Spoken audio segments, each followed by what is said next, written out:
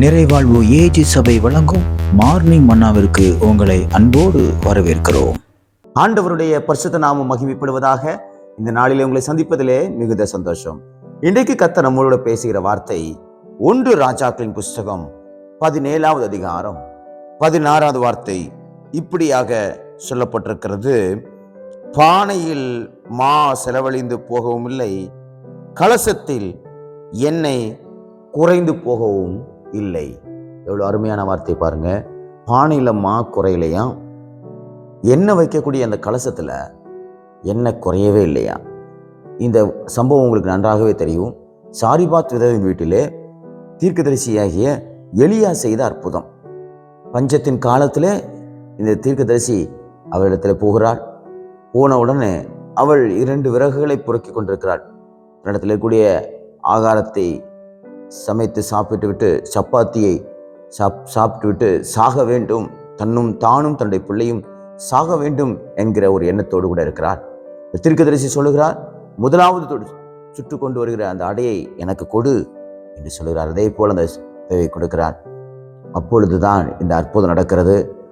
பஞ்சம் தீரும் வரையிலும் அவருடைய சொந்தங்கள், அவருடைய குடும்பத்தில் இருக்க எல்லாரும் சாப்பிட்டு தீரும் வரையிலும் மா குறையவும் இல்லையாம், எண்ணெய் குறையவும் இல்லையாம். இன்றைக்கு கர்த்தர் உடைய குறைவுகள் எல்லாம் நிறைவாக்குகிற நாள்.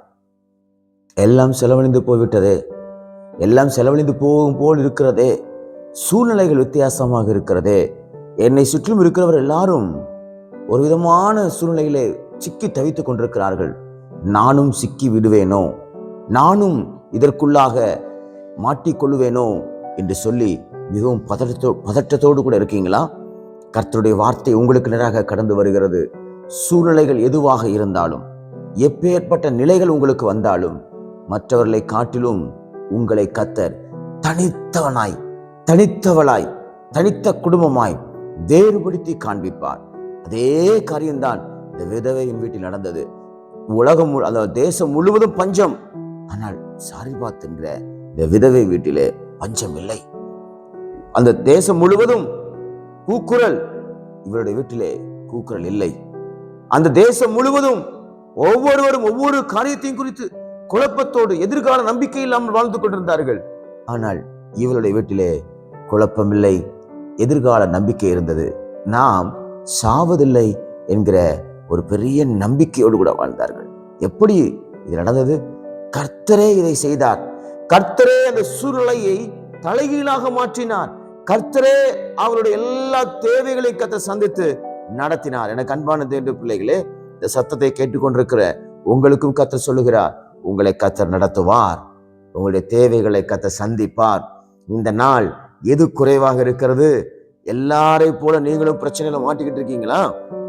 எல்லாரை போல நானும் வேதனையை அனுபவிச்சுக்கிட்டு இருக்கிறேன்னு சொல்லி ரொம்ப கஷ்டத்தோடு கூட இருக்கீங்களா? கர்த்தர் சொல்றார், அவர்களுக்கும் உனக்கும் நான் ஒரு வித்தியாசத்தை ஏற்படுத்தி கொடுப்பேன். அவர்கள் படுகிற கஷ்டத்தை போல உன் வாழ்க்கையில் நான் கஷ்டங்களை நான் அனுமதிப்பது இல்லை, நீனும் அதை நீ பெற்றுக்கொள்வதும் இல்லை என்று கர்த்தர் சொல்லுகிறார். உங்களுக்கு சமாதானம் உண்டாகும், உங்களுக்கு சந்தோஷம் உண்டாகும், உங்களுடைய குறைவுகள் எல்லாம் கர்த்தர் நிறைவாக மாற்றுவார். இன்றைக்கு என்ன செய்ய போறீங்க? என்ன காரியத்தை செய்யணும்னு முயற்சி பண்ணி கொண்டிருக்கீங்க? அந்த காரியத்துல கர்த்தருடைய கரம் இறங்கி ஒரு நிறைவை கொடுப்பதே உங்களுடைய கண்கள் காணும். எனக்கு அன்பான தேவனுடைய பிள்ளைகளே, இன்று உங்களுக்கு ஒரு ஆசீர்வாதமான நாள். இன்று தேவன் உங்களுக்கு அற்புதங்களை செய்கிற நாள். இன்று மற்றவர்களுக்கும் உங்களுக்கும் ஒரு வித்தியாசத்தை காண்பிக்கிற நாள். மறந்து விடாதிருங்கள். ஆண்டவர் எப்படி சாரிபாத் வீட்டிலே கர்த்தர் ஒரு அற்புதத்தை செய்து ஒரு வேறுபாட்டை காண்பித்து கொடுத்தாரோ, பஞ்சம் தீரும் வரையிலும் மா குறைந்து போகவில்லை, எண்ணெய் குறைந்து போகவில்லை. நீங்க உங்க சூழ்நிலை மாறும் வரையிலும் கர்த்தர் உங்களை விட்டு விலகவும் மாட்டார், உங்களை கைவிடவும் மாட்டார். சூழ்நிலைகளை அவர் மாற்றி கொடுப்பார். இந்த நாள் உங்களுக்கு நிச்சயமாக சொல்லுகிறேன், மிகவும் இனிமையான நாளாக மாறப்போகிறது.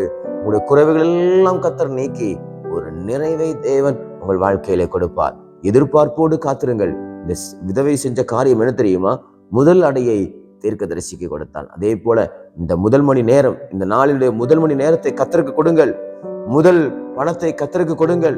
முதல் உழைப்பை கர்த்தருக்கு கொடுங்கள். முதல் திறமையை கர்த்தருக்கு கொடுங்கள். உங்ககிட்ட எது பெஸ்டா இருக்கோ அதை கொடுங்க.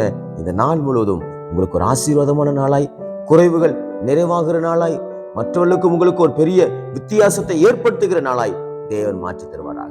God bless you.